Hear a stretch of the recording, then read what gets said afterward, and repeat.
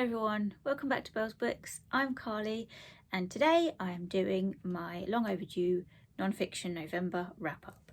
So I only read 2 non-fiction books in November because it's been a slow reading time for me, but 2 is better than none. So first of all, I read, sorry about the shine, The Yellow House by Sarah M. Broom. This was the group read for non-fiction November, and so we read, I think it was 2 chapters a day or something like that. I fell behind, as I usually do, but I finished it and I enjoyed this. I did like it, but it felt like it didn't know what it was. So it's called The Yellow House because it's supposed to be about the house, the history of Sarah's house that she grew up in, that was her family home. And it kind of was that. It felt like it didn't know what it was. So it's a mixture of the history of this house that she grew up in, a history of her family, so before she was born, and memoir about her life. And I don't know, this structure was just a bit odd. So it opens with history of her family members, so her grandparents and her great-grandparents, and I love stuff like that. I'm always fascinated by, like, I like memoir. I like learning about people's lives, particularly if it's people that are not like me. So this house is in New Orleans, which I think I've said wrong. How are you supposed to say it? New Orleans? New Orleans. You're supposed to say it New Orleans, which I've learned from this book. And it's in New Orleans East, which is a part of New Orleans that isn't particularly well known, so not like where the tourists go, obviously. And it's about her childhood in this house, which was, she kind of talks about this house with love because it's her home and where her family were based, obviously, but also with a little bit of shame because they didn't have a lot of money and it was in disrepair and they couldn't afford to fix it. And kind of one of the heartbreaking things was when she wanted, or when anybody wanted to have friends over and they couldn't have friends over because her mother was ashamed of the house and the fact that it was kind of falling apart. So it was really interesting to learn about her family, which is the bit that I enjoyed the most. I wasn't really kind of sure about the reason for basing it around the house, because it starts before they get to the house and then it goes on afterwards when the house is destroyed by Hurricane Katrina. That section about the Hurricane Katrina was quite kind of dramatic and emotional. And then it goes on afterwards about what happened to all of her siblings and where they all scattered, and a lot of them moved out of New Orleans.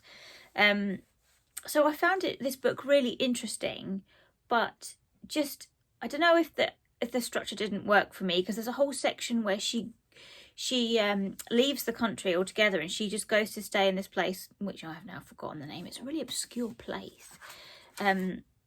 And she goes and lives there and does this completely new job, and she feels very isolated. And I get it. It's a reflection on home and identity, because this book is about where your home is and how that links into your identity. So I think a lot of the reflections in this book are about that, about how you're connected to the place that you grew up in and how that situates itself within you. And how you carry it around with you. And I did appreciate that, but I just didn't feel like she explored it enough. I felt like she kind of alluded to it, but didn't really go into that much depth with it. There was also a lot of names in here, and I kept forgetting who everybody was. Like, she had 12 siblings, and that was fine, but then there was lots of references to other people and friends, and I was like, wait, who's that now?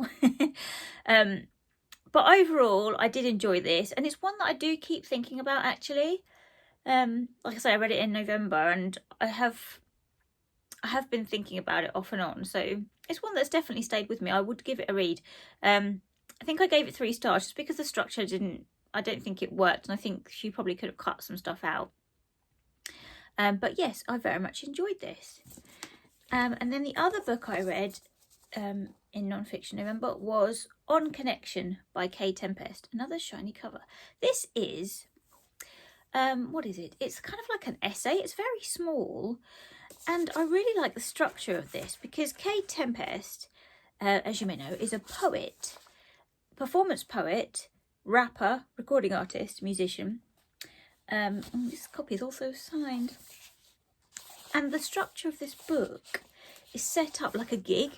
So it's got set up, sound check, doors, support act, preparation, going out there, feeling it happen, which I really enjoyed. And this for me, I don't know about you guys, but since lockdown, I have wanted, apart from complete escapism because I can't deal with the world, I've wanted to read about what's happening, and I want to read other people's opinion on what's happening in the world, because apart from the pandemic, you know, all the stuff with Trump in America, the way that society is so divided and binarized now, I just feel like I wanted to read about what other people are thinking about that. And this was what I wanted. So there were two other short essay collections that I read last year, and I've talked about them already, and they were the ones Intimations by Zadie Smith and How to Stay Sane in an Age of Division by Elif Shafak. And both of those were also great, and they did the kind of the same thing, but this was what I wanted, I think, and this did it better. It's basically talking about the same thing, talking about how social media and the way that societies works in a binary, so it's us and them. There's a lot of division, there's a lot of argument, and there doesn't seem to be any middle ground. And this book looks at how to find that middle ground from within yourself, what you can do. And it's a polemic about creativity, about the importance of creativity, and how through creativity you can find connection with other people where you may not necessarily thought you would. So Kay Tempest talks about it in terms of music and poetry, because they perform their poetry. And I haven't actually read any of their previous poetry, so I want to get hold of some. If you have any recommendations, if you read any of their previous poetry, please let me know in the comments down below what collection you would particularly recommend, or album, because I think they've done lots of albums. And I've just had a quick look on YouTube for some YouTube videos of their songs. So I might play a few of those through. But I just really enjoyed this collection because, well, is it a collection? I don't know, small essay collection. Just because I just found it kind of reassuring, and it's things that that I've been thinking about anyway, because creativity is really important to me. I'm a writer, I write stuff. And also one of the things that they mentioned in here was the way that you feel validated by your creativity. So I've always been a writer, but I've not been able to call myself a writer until just recently, because I had my first publishing acceptance recently. So that experience of being accepted, having my work accepted for publication, has felt like validation for me, and I've gone, now I can call myself a writer because my words are going to be in print. And Kay Tempest mentions the exact same thing, where I can't remember what it was, whether it was a publishing deal or being booked for something, being booked for a performance, that was a validation of your creativity. And they talk about this and how it's important not to base it on, not to kind of give into that need for validity from an external source, but to trust in your own creativity and the importance of your creativity and what that does in terms of how you connect with the world. Let me read you something that I really like. Okay, so I highlighted this passage.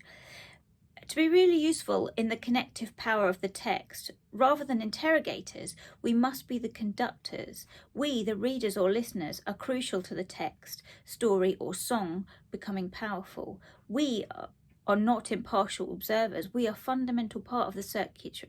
I can't say that word. Circuitry. If we are not connected, the charge will not be able to flow. Oh, love that paragraph. So there's a lot in there about what we produce from our creativity and how it forms a connection to the world around us and therefore others. And Kay also talks about the way that their poems, their performance has connected them to other people. So like, I know this because my partner is a musician, and he also talks about like when he does gigs, and you kind of go into, you walk on stage and you kind of look around the room, there's hardly anyone there, bless him, and you're like, oh, this isn't gonna go well, because there's not many people in the room, or because maybe they're not going to engage with your style of performance or your music or whatever. And Kay Tempest talks about this as well, how when they've gone on stage before and looked at the room and gone, oh, this isn't going to go down well.